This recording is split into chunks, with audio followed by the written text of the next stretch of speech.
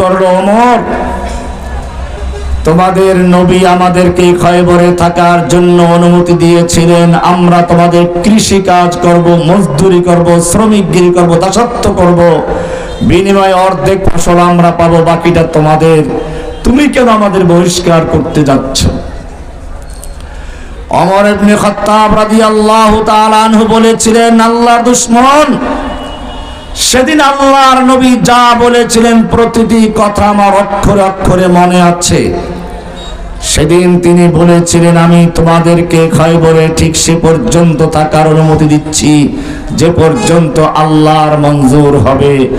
এরপরে তিনি বলেছিলেন, সেদিন বেশি দূরে নয়, যেদিন তোদেরকে খয়বর থেকে পালাতে হবে, উৎখাত করা হবে এবং তোদেরকে নিয়ে তোদের উটগুলো এত দূর পর্যন্ত যেতে বাধ্য হবে, যেতে যেতে সেগুলো ক্লান্ত হয়ে